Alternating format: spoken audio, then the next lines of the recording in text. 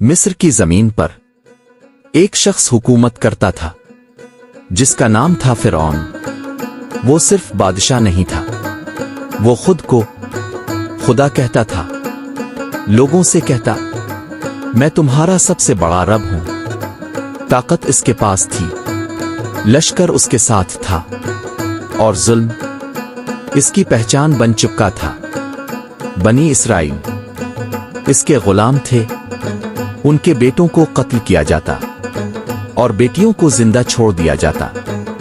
इसी जुल्म के जमाने में अल्लाह ने एक बच्चे को जन्म दिया। मस डर के मारे मां ने अपने बच्चे को दरिया में डाल दिया, मगर वो दरिया अल्लाह का हुक्म मानता था। बच्चा फिरौन के महल तक पहुंचा। वही बच्चा जिसे फिरौन बाद में अपनी बादशाहत के लिए खतरा समझेगा। जब मूस बड़े हुए तो अल्लाह ने उन्हें नबूवत दी। फिरौन के दरबार में जाकर कहा, मैं रब की तरफ से आया हूं, बनी इसराइल को आजाद कर दो और अल्लाह की इबादत करो। फिरौन हंसा, गुरूर से बोला, तुम्हारा रब कौन है? मूसा ने मुजिज़े दिखाए। असा सांप बन गया, हाथ चमक उठा। जादूगर सजदे में गिर गए। वो समझ गए ये जादू नहीं, हक है। फिरौन गुस्से में पागल हो गया।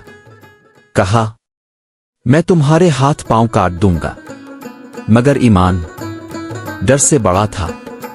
आखिर वो दिन आया जब मूसा अपनी कौम को लेकर रात के अंधेरे में मिस्र से निकल गए। सामने समंदर, पीछे फिरौन का लश्कर। लोग घबरा गए, हम पकड़े गए। मूसा ने कहा, नहीं, मेरा रब मेरे साथ है। असा समंदर पर मारा। समंदर दो हिस्सों में बट गया, रास्ता बन गया। बनी इसराइल पार हो गए। फिरौन पीछे आया। जब वो बीच में पहुंचा तो समंदर बंद हो गया।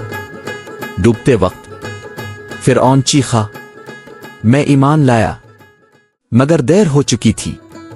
अल्लाह ने फरमाया, आज हम तेरे जिस्म को बचा लेंगे ताकि ताब आने वालों के लिए निशान इबरत बन जाए।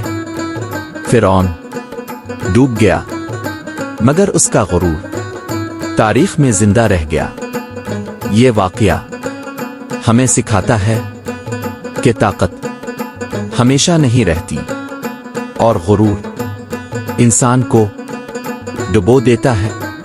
और जो अल्लाह पर भरोसा करे, इसके लिए समंदर भी रास्ता बन जाते हैं।